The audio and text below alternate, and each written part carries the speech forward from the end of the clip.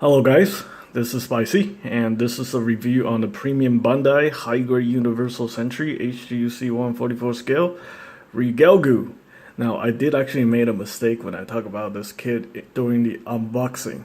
This kit is not based on the Galguk Marine. It's actually based on the Galguk Cannon. Yeah, and it just slipped my mind. I thought it was based on the Galguk Marine, but it is actually based on the Galguk Cannon. And why is that? Because it's got better articulation, and it just had better articulation and more part separation. So, yeah, the Galguk Cannon is actually still a pretty decent kit, and that's not exactly a $15 kit. The Galguk Cannon will probably run you about 25 US dollars. So, well, I mean, the thing with the Galguk Cannon is a Galguk slash Galguk Cannon, so you can build two kits, one but not two. One of them, you can either build a Galguk or you can build a Galguk Cannon. So, yeah. So I guess you're probably paying extra $20 premium for just being a P Bandai and having four different runners. So if you divide the runners individually, you're paying $5 per runner for the new parts. And for the most part, the new parts are actually pretty decent. It's really not a lot, but anyway, let's go ahead and talk about that real quick. You can see here compared to the SDCS Zaku 2. I actually like that kit a lot. I did not expect to like this kit so much. It's actually pretty nice. So anyway, let's set that aside. Let's go ahead and take a look at the box. This was released in, I believe, August 2018. July or August 2018, anyway. And here we have the the basic monochrome box. It's not even artwork; it's just pictures of the model kit with some CGI. That's how they do it with all the premium Bandai stuff. And here's the product UPC, and here's price right here, 2,000 yen. So we're looking at 20 bucks. I don't know why they start advertising it this way.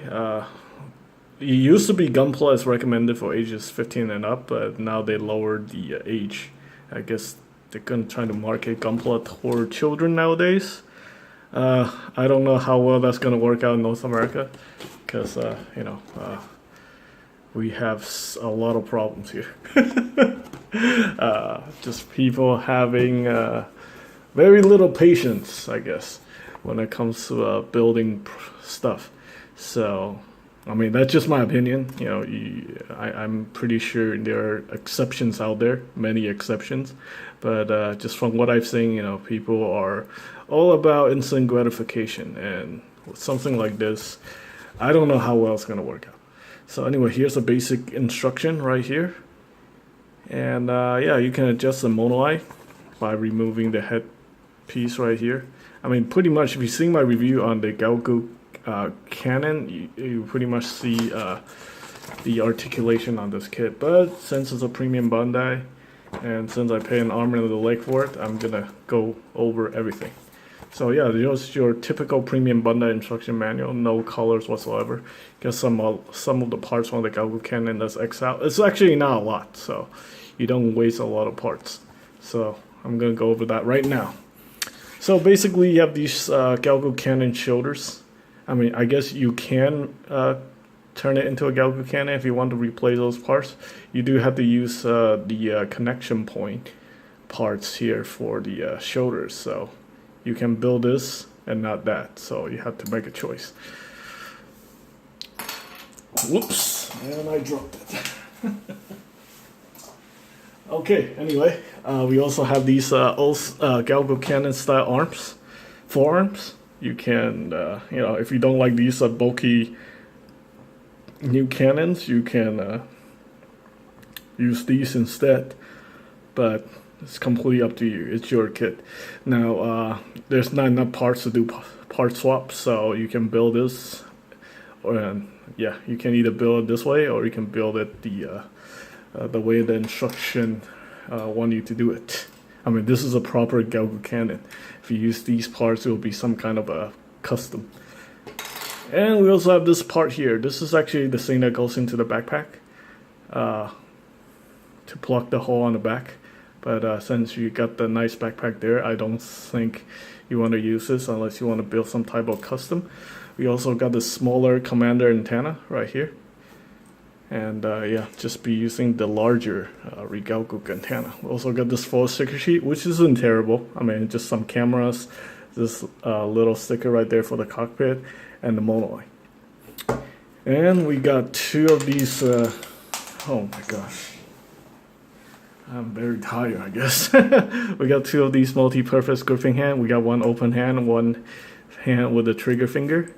And we also got the leftover parts from the Gaoguk cannon. So we got the Gaoguk beam rifle.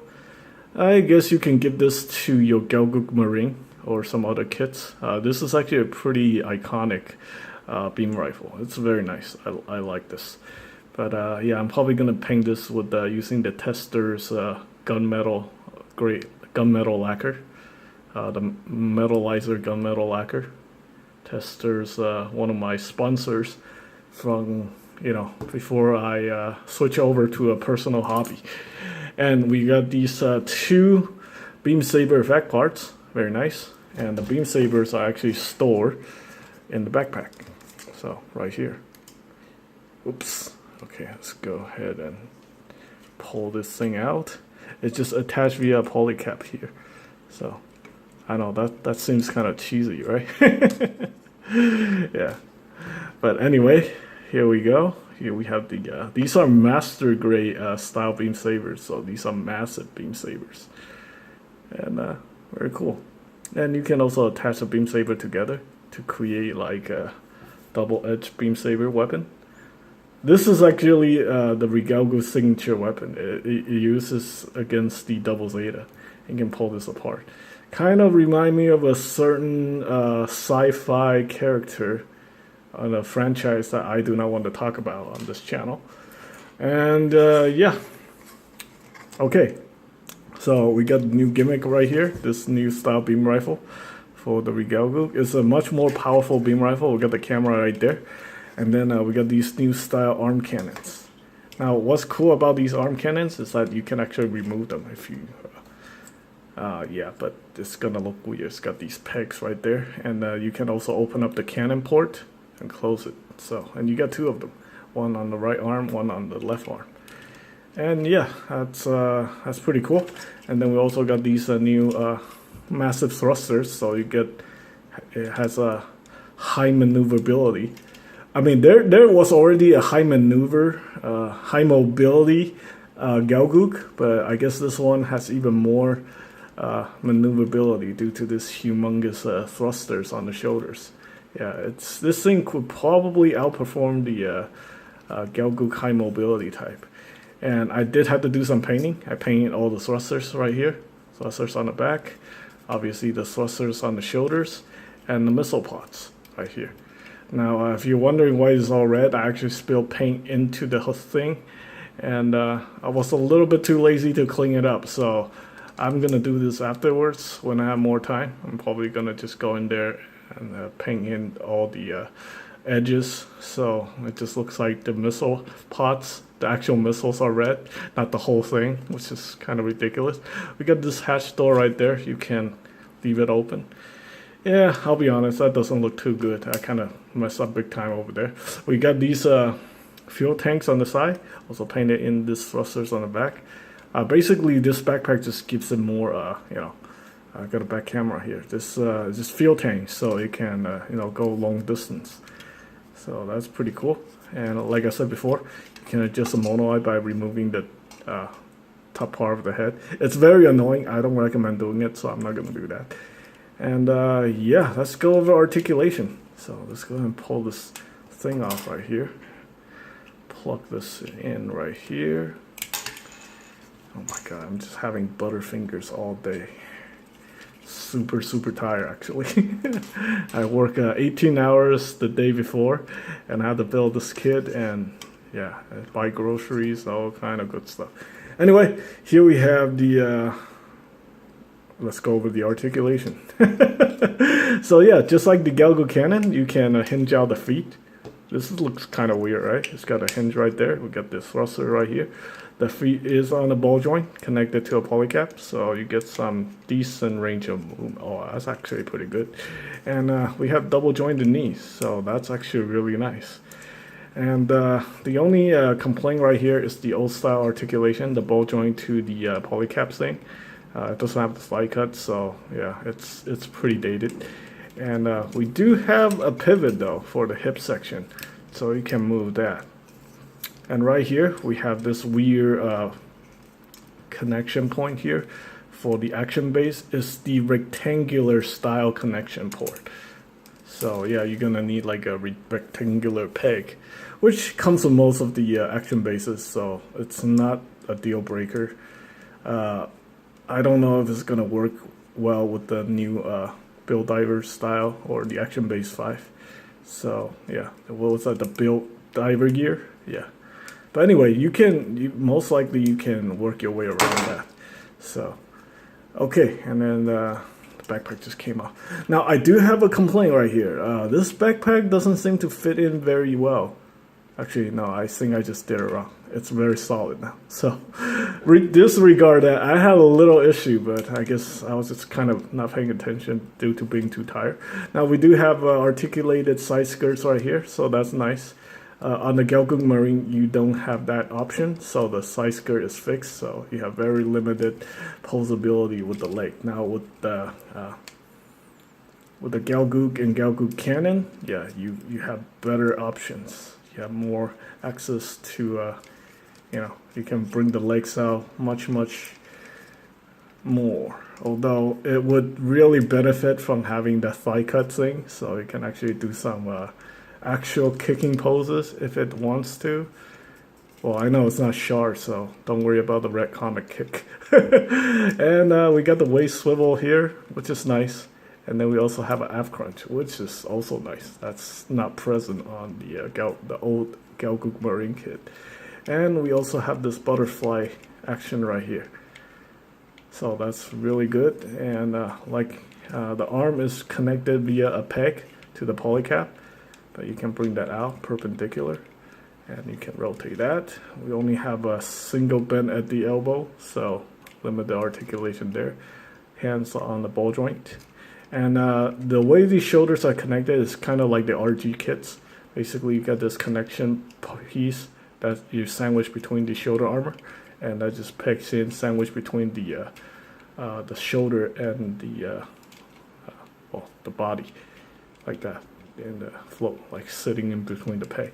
You want to push it in a little bit more so it's not like floppy and stuff. But yeah, it's pretty good. It works pretty well, so that's nice. The head is on the straight peg to, okay, well, let me demonstrate the mono eye. It's actually very hard. Yeah. Once you push this part in, to turn it, it's kind of iffy, so I'm probably just not going to do that. Anyway, let me move the head. It's a peg that goes into the head, and then we have the ball joint here. It's kind of like a reverse of what most other kits are like, and then we have the polycap right here. So that's pretty interesting. But you get some decent movement out of it. You can't go 360 per se. Yeah, you can't. You can't really go 360, but you can move the head back and forth like that. So that's pretty decent. Okay, so I think that is pretty much it for the articulation. You can turn the fuel tanks a little bit, but I don't think they're meant to move at all. They're just meant to stay there. I did throw on some water slide decal. It's just a few of them. I got the Axis Neo Zeon Axis symbol right here on the back skirt. Some Neo Zeon Axis symbol right here on the side skirts and the shoulder armor. Number 14 because it's a MS-14J. Yeah, this is Hamon's symbol from Hamon Karn from Zeta Gundam and Double Zeta. So yeah, technically it's Neo Zeon, but yeah, it's also Axis. They call themselves Axis, the Axis of Evil. And also, like, the funny thing is that the meteor that I think they station a lot of their forces in is also called Axis. So yeah, And eventually they made a series that nobody cares about in 2017 called Twilight Axis. And basically they went to revisit that stupid asteroid, and some stupid nonsense happened and nobody cares. Anyway, so let's go ahead and... Oh, I have to take the hand apart, huh? I can't just stick in the beam saber. That's a little bit annoying. But, you know, that's to be expected, right? Yeah, I am getting really tired of these old style hands. I think Bandai went a better direction now with the new design for the hands. So you don't have to take them apart. You can just stick stuff straight into the hands. I think that's great. These old style hands are just very outdated. They're very annoying. And once you build enough kits, you probably know what I'm talking about. Just constantly have to take them apart, put them back together, and then sometimes they don't stay together, so the accessory will fall out. So, yeah. Anyway, this design is dated back to 2006. So, for what it is, it's pretty good. I know it's a Gelgoog and it's not very popular, but yeah, if you're a Zeon fan like myself, definitely recommend picking it up. If not, just enjoy the video or whatever. Anyway, this is a pretty... this suit is actually seen going toe-to-toe against the Double Zeta, so I'm actually very impressed when I saw that video clip. So I was like, wow, a Gelgoog going up against a Double Zeta? That's something you don't see every day. Either the pilot's really good or, you know, they did some significant modification to the mobile suit. Anyway, that's pretty much it for the premium Bandai high-grade Universal Sentry HUC-144 Regalgoog. You can get this kit in North America for around $40. If you'd like to pre-order one, you know, check out www.tatsuhobby. See if you can get another special reservation. It's not an easy kit to come by because due to its lack of popularity. But, you know, if you want one, maybe they could get you one. Anyway, that's pretty much it. Thanks for watching.